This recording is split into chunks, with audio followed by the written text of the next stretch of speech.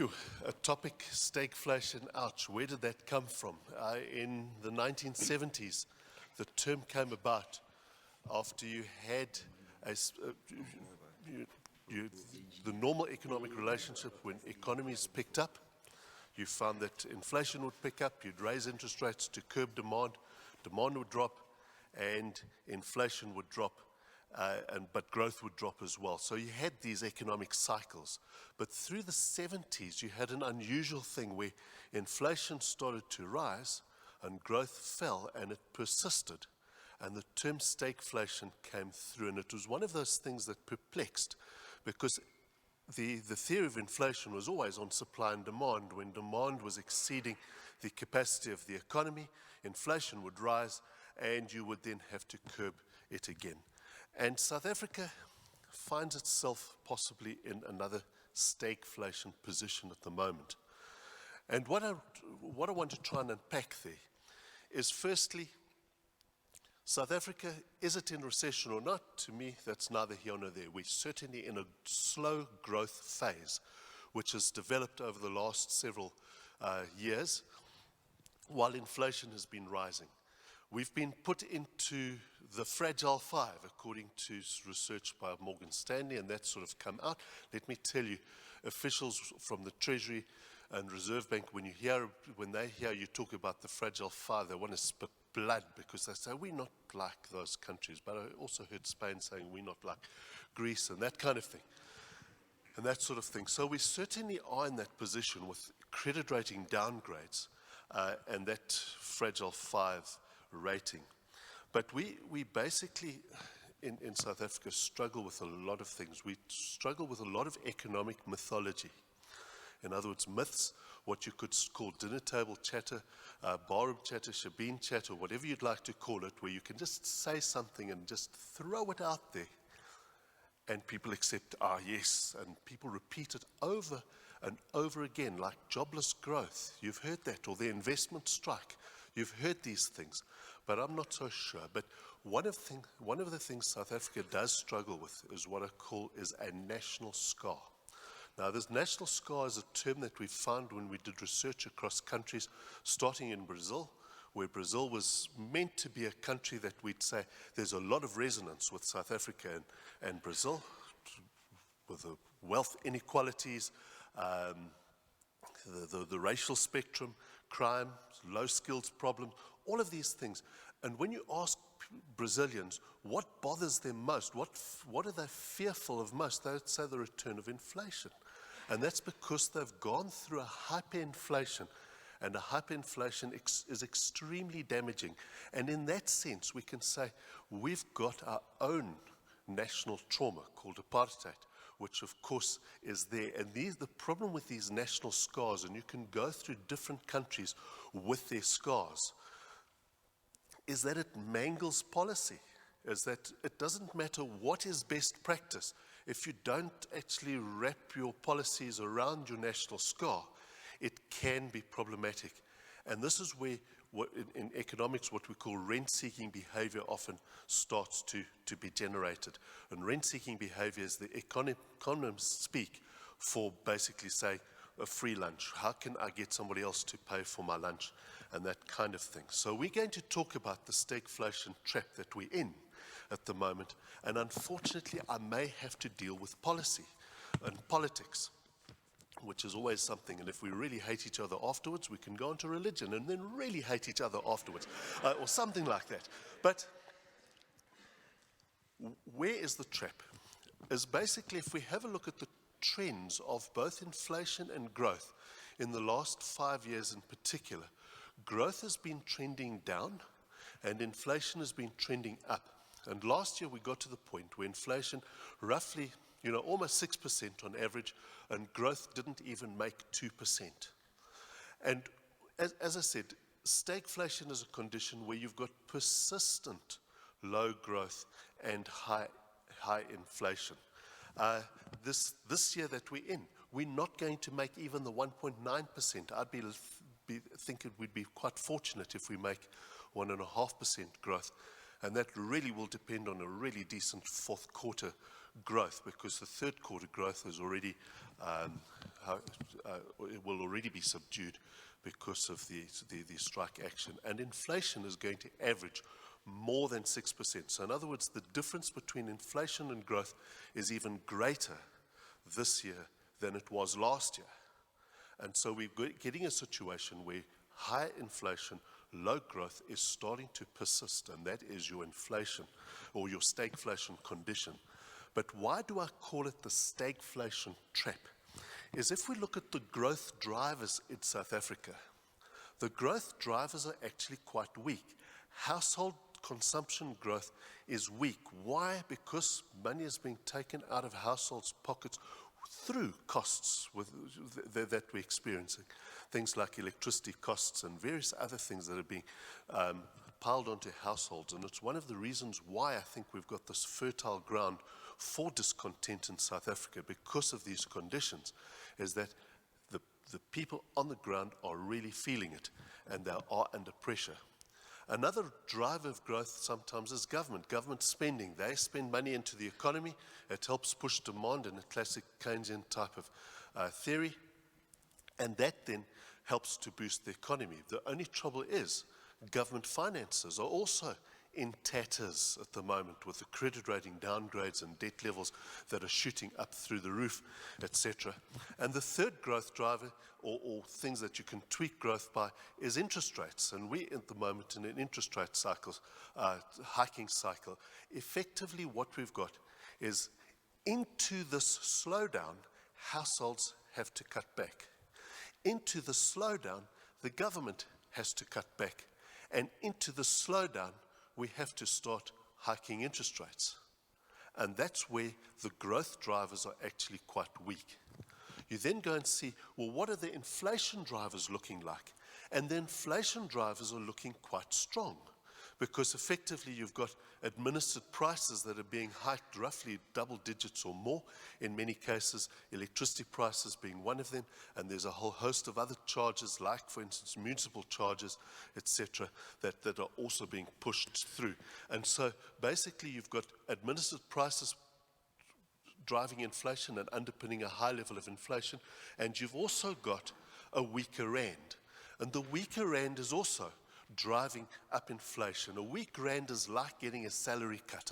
I hope you all enjoyed your salary cut over the past 2 years or so with the weak rand. It also means that petrol prices go up. Filling up these days is great fun. I'm sure you will appreciate that. And of course, food prices are also going up, and I'm sure you're finding shopping a great joy as well, as you're experiencing these lovely prices. And as interest rates go up, paying your house off is even more fun, and all that. But basically, the high inflation pressures, low growth drivers, means that we are sitting in an inflation trap. And that basically means that we're likely to see inflation persist through next year, with growth also quite low next year as well. And we then have to ask, how on earth did we get into this inflation trap? And we go back to 2008, where we had the global financial crisis, and that global financial crisis hit the global economy. It was a developed market crisis. It was not an emerging market crisis. The problem wasn't in emerging markets. It sat in the developed world, as basically, again, the political economy intruded, politics helping to drive interest rates too low, underpinning things like subprime markets, and then, of course, the big banks really getting stuck in very nicely to actually get on top of that, coming into a nice big fat crisis. All right. And what happened in that crisis? Markets tumbled, unemployment went up, all of that. And that was in 2008. But what has happened since 2008? From 2008 till the present, we found that in South Africa, unemployment has gone up. So we now see, was that due to the global financial crisis? And we say, well, let's look at what other countries did, because the one thing about the global financial crisis is that it was global. It hit South Africa, it hit Colombia, it hit Turkey, it hit Brazil, it hit India, it hit the world. And so we then have to say, well, if unemployment went up here, what happened to unemployment in Brazil, in Colombia, in Turkey, in Thailand, etc.? And you go across the countries in the world through the emerging markets and you find that all of them have got unemployment rates less now than in 2008. South Africa sticks out like a sore thumb. It's only Spain and Italy and that have got higher unemployment rates now than what they had in 2008. What of growth? Economic growth in 2008, global economic growth was 2.7%, and it was 2.9% in 2013. In other words, to a large extent, the global growth has recovered back to its 2008 level. South Africa's growth level is half what it was in 2008, suggesting that South Africa sticks out like a sore thumb. In addition to that, the debt levels, South Africa had a budget, basically a budget in balance in 2008, and we sit with a budget deficit of roughly 5%, and a huge current account. That's what puts us, the twin deficit of current account and budget deficit puts us into the fragile 5. We have a third deficit called the household deficit, which means it's a triple deficit. But debt levels have doubled. In emerging markets, they haven't. They've stayed where they were in terms of debt to GDP levels. In African countries, our neighbors, they've also stayed the same. Debt to GDP levels have stayed the same. South Africa has doubled. So in other words, we have achieved half the growth with double the debt. Ouch. Okay, so that again suggests possibly, maybe, the problems are internal, not external. In other words, the stagflation conditions, we did it to ourselves. But from a political point of view, it's so nice and convenient to blame the 2008 crisis because it's an external bogeyman that you can blame. All right, and then there's all sorts of other things. And I don't think it's a lack of sincerity. I think we've got a cabinet that have got very, very sincere people who really do want to make a positive difference to the country. And you can hear by the way they talk, etc., that they really do want to make a difference. But in 2008, we had the global financial crisis and something else. And that something else was Polokwane. Now, I know some of the politicians amongst us either get very angry or they have a little giggle because they know what I'm talking about. Okay? When TM Cubed was pushed out, you know who TM Cubed was? It was Thabo Mbeki, Tito Mboweni, and Trevor Manuel. They were all TMs. It was one of those things. But basically, their sin was they practiced neoliberal economic policies. Now, for the loony left, neoliberal is the worst insult that you can ever put on somebody. It's even worse than, no, let's not go there. But the point is, neoliberal is really dreadful. And since then, as we've shifted more and more, a little left every year, we've found this economy being constrained. So what is the problem?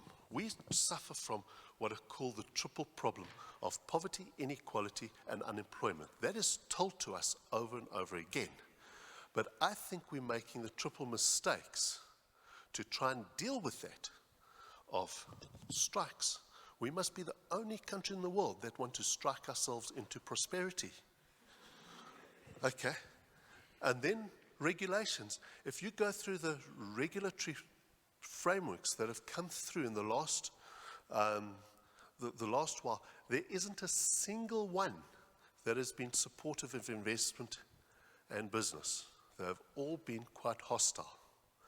And so you can't regulate your way into prosperity. And that's the second mistake. And the third mistake is some of our taxes, which are in there for quite some time. But it's not just all taxes, it's specific taxes that tackle capital formation, in other words, savings, and investment viability. And again, I'm happy to have a different discussion if South Africa had an abundance of capital and full employment. But when you've got a shortage of capital, when the country is capital deficient with an enormous unemployment problem, all right, when you start taxing capital, it's like eating seeds and expecting harvests to grow. And that's basically where we are making the economic mistakes. So it's a case of, well, what do we need to do? And how do we get out of this? And the first thing is, we need to prioritize policy. We can't solve every single policy or problem at once. We're the best protected consumers in the world, and that's the Consumer Protection Act. What did that act do? It made investment and doing business in South Africa more difficult. In other words, it made creating jobs more difficult. And I would suggest, by prioritizing policy, is to understand that while apartheid might be an old national scar, unemployment has become a new one. Unemployment is in fact our national emergency. And it's not poverty, inequality, and unemployment. It is an unemployment problem from which you get an inequality and poverty consequence. Or put another way, if we had full employment in South Africa, poverty and inequality would be far diminished problems. And so if we were to say, look at the gambit of regulation that we've seen over the last while, and you were to craft them to say unemployment must be the most important priority out of that, and you have to then subordinate everything else. Everything else is less important. In other words, the issues that the National Credit Act is trying to raise must be less important than creating jobs, etc. You've got to go through that and start prioritizing policy instead of trying to solve everything. Because by not solving everything, what's happened, unemployment has become the least important problem to solve. In other words, whatever issues were in the National Credit Act or NERSA, ICASA, FICA, FICE, you can go on and on. Unemployment was less than the issues that they're trying to resolve because they made job creation more difficult. The second thing to understand is that to get out of the stagflation problem, in the 70s, countries went sky-high interest rates and privatization. I'm suggesting to go through the sky-high interest rates is not going to be that useful. I think we need to look at investment driving the thing, but we can't just do investment by creating dead capital. And by dead capital, I mean things like World Cup stadiums. I'm not saying that shouldn't happen and all that, but we need an economic return on that investment, which means it needs to be led by by the private sector. We have to build our savings because savings funds investment. That's why we've got an economic mismatch. We're investing at a rate of 19% and saving at a rate of 15%. We need to be investing at a rate of 30% and saving at a rate of 30%. And the savings need to be built into the households because households fund SMEs. And the SMEs are the job-creating engine of any economy. We have to sort out our education. The quality of education must go up, but we also need to appreciate that we need to improve economic literacy to actually eliminate the economic mythology that we're doing. And that means we need to understand the origin of all wealth comes from business or enterprise activity. There is no other source of wealth. Okay? The source of all business comes from investment. And we need to start looking at bottom-up growth measures, not these top-down policies, because people need to benefit from the economy. Thank you.